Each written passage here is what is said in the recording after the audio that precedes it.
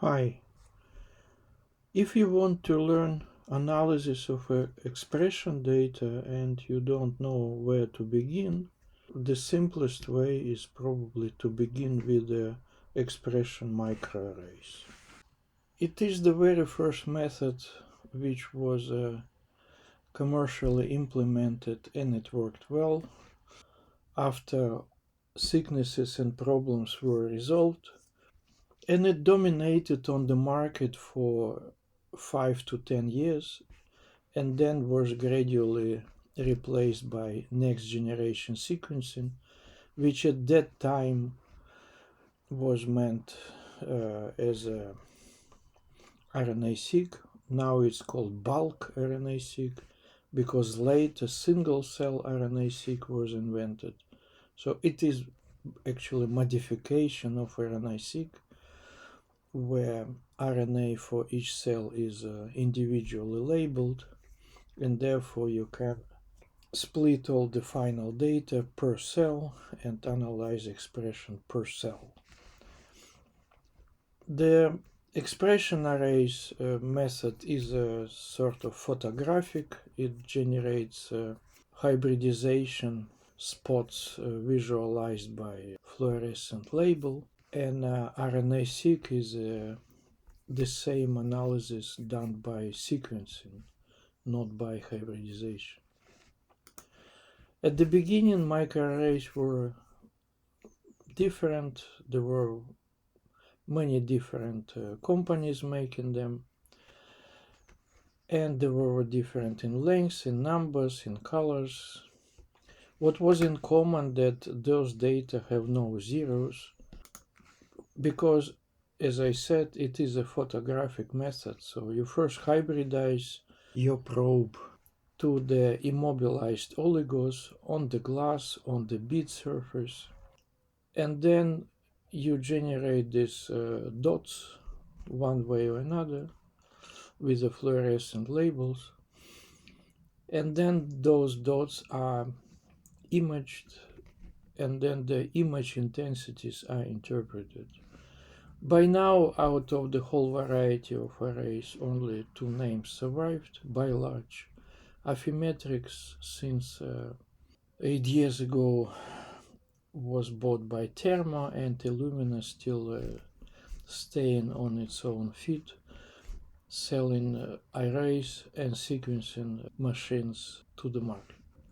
And why no zeros are present in this data type is because even if nothing is hybridizing, there is always noisy background which is read by machine as some signal, and if you do a histogram of all data on the array, in a bad case scenario you have this prominent peak of zero background and a little bit of the true hybridization. In a good case scenario you have both.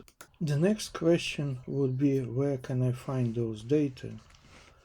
You simply Google NCBI GEO and then you come to this site of Gene Expression Omnibus, and this is where public data are available.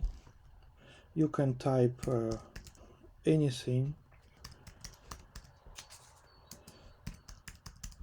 like this, for instance, and then you get a considerable number of results.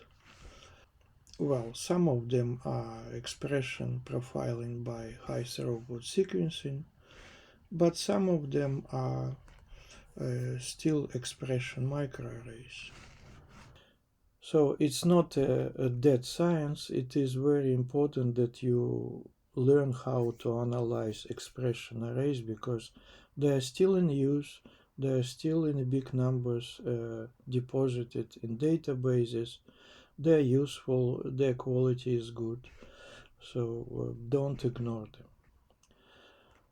Of course, there are some problems. When they were implemented at the beginning of this century, people didn't want to buy them a lot because of the financial constraints, so they try to minimize number of samples per group. You still have to analyze samples in groups,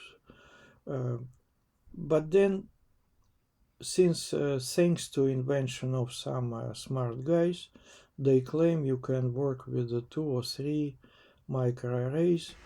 And even now, if you analyze the data for some particular, that's the search result in GEO for some particular item, and you only check a number of samples per experiment, you see that lots and lots of data are in a very small samples, below 10. And still the same concept operates nowadays.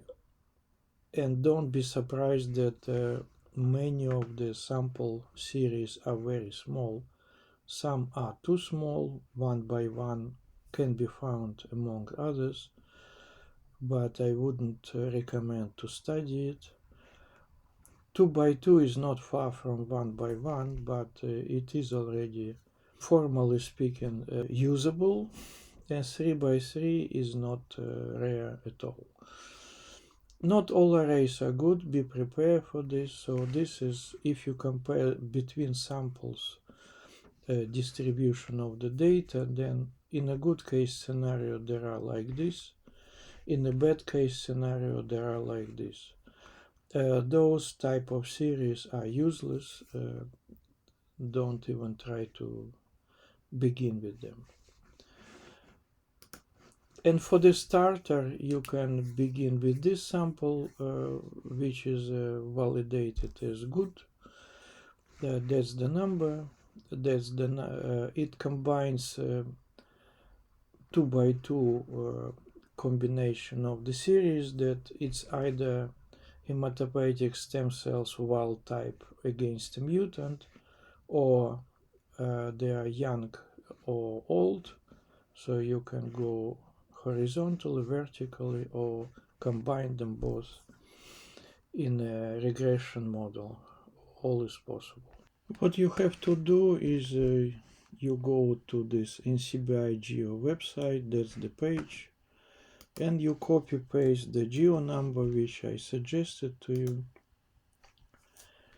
And here you are in the front page of this data set, which has a description what it is about. It is about hematopoietic stem cells, the day of submission, and who is curating this and where it's from, the sample description, and then there is a magic button, GEO2R. So that's what you have to press.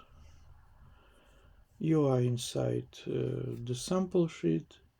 First you have to define groups, and suppose we are interested in differential expression between young and old cells, only wild type. Okay.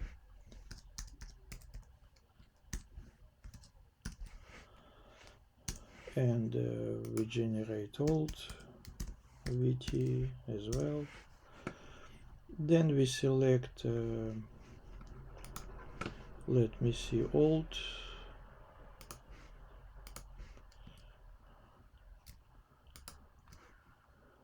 wild type, so there is immediately indication that it is selected, and then you select young wild type, this one, selected. Now you go and say Analyze. It takes a while. And here we have the table of the results, all the figures showing these differentially expressed genes in one plot or another. It has a UMAP of the samples. Then the pretty useless Venn diagram, which doesn't even look like Venn diagram. You have to pay attention to the number in the circle, that if there is something in the circle, then it means something is found. Here are the samples, box plot, histogram, contours, and the rest is even less important. Let's go to the options.